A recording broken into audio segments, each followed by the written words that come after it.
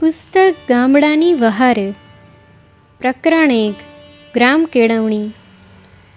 આ પૂર્તિની મારફત કાકા સાહેબ અનેક અર્થ સારવા માગે છે. તેમાંનો એક એ છે કે ભણતરની જે વય સામાન્ય રીતે માનવામાં આવે છે તે વટાવી ગયેલા ગૃહસ્થાશ્રમમાં રહેતા કામધંધે વળગેલા મહાગુજરાતના 10,000 ગામડાના સ્ત્રી પુરુષોને પણ જે કંઈ શક્ય હોય તે કેળવણી મળે. આવી કેળવણીનો અર્થ ઉદાર કરવો જોઈએ. એ અક્ષર જ્ઞાનથી પર છે. ગ્રામવાસીઓને આજની દ્રષ્ટિએ વ્યવહારુ જ્ઞાન ઘણી દિશામાં હોતું નથી અને ઘણીવાર તેને બદલે અજ્ઞાનમય વહેમો તેમના પર સામ્રાજ્ય ભોગવતા હોય છે. તેમને વહેમો દૂર થાય અને તેમને ઉપયોગી જ્ઞાન મળે એ હેતુ કંઈક અંશે આ પૂર્તિ દ્વારા કાકા સાહેબ સારવા ઈચ્છે છે. આરોગ્યની દ્રષ્ટિએ ગામડાની સ્થિતિ ઘણી દયાજનક છે. આરોગ્યના આવશ્યક અને સહેલાઈથી મળી શકે એવા જ્ઞાનનો અભાવ એ આપણી કંગાલિયતનું એક સબળ કારણ છે. જો ગામડાઓનું આરોગ્ય સુધારી શકાય તો સહેજે લાખો રૂપિયા બચી શકે ને તેટલે અંશે લોકોની સ્થિતિ સુધરે. આરોગ્યવાન ખેડૂત જેટલું કામ કરી શકશે એટલું રોગી કદી નહીં કરી શકે. આપણું મરણનું પ્રમાણ સામાન્ય કરતાં વધારે છે એથી થોડું નુકસાન નથી થતું. એમ કહેવાય છે કે આરોગ્ય વિશેની આપણી સ્થિતિ દયાજનક છે એનું કારણ આપણી આર્થિક દીનતા છે અને જો એ દૂર થાય તો આરોગ્યની મેળે સુધરે. સરકારને ગાળો દેવા ખાતર અથવા તો બધા દોષો તેની ઉપર ઢોળવાને સારું આમ ભલે કહેવાવ, પણ ઉપરના વચનમાં અર્ધથી પણ ઓછું સત્ય છે.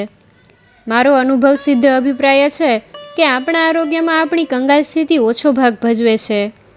કેટલો અને ક્યાં ભજવે છે એ હું જાણું છું, એમાં હું અહીં ઉતરવા નથી ઈચ્છતો. આ લેખમાળાનો ઉદ્દેશ એ છે કે આપણા દોષોથી થયેલા અને સહેજે યત્કિંચિત ખર્ચે કે ખર્ચ વિના દૂર થઈ શકે એવા રોગોનું નિવારણ કરવાના સાધનો અને માર્ગો બતાવવા.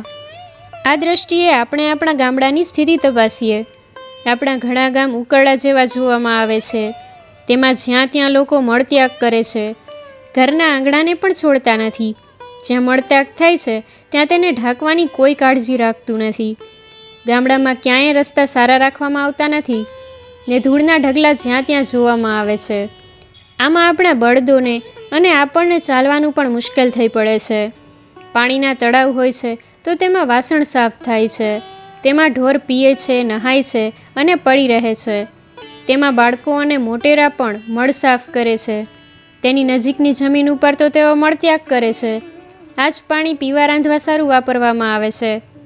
મકાનો બાંધવામાં કોઈ પણ જાતનો નિયમ જાળવવામાં નથી આવતો. મકાનો બાંધવામાં નથી પડોશીની સગવડનો વિચાર કરવામાં આવતો, નથી રહેનારને હવા અજવાળું મળશે કે નહીં એનો ખ્યાલ રાખવામાં આવતો. ગ્રામવાસીઓ વચ્ચે સહકારનો અભાવ હોવાથી પોતાના આરોગ્યને સારું આવશ્યક વસ્તુઓ પણ તેઓ ઉગાડતા નથી. ગ્રામવાસીઓ પોતાની પાસે ફાજલ રહેતા સમયનો સદુપયોગ કરતા નથી અથવા તેમને કરતા આવડતો નથી. તેથી તેમની શારીરિક અને માનસિક શક્તિ ક્ષીણ થાય છે.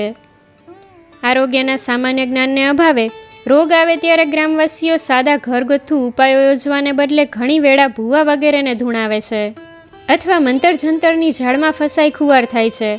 પૈસા ખર્ચે છે ને બદલામાં રોગની વૃદ્ધિ કરે છે. આ બધા કારણો અને તેને અંગે શું થઈ શકે તે આપણે આ લેખમાળામાં તપાસીશું.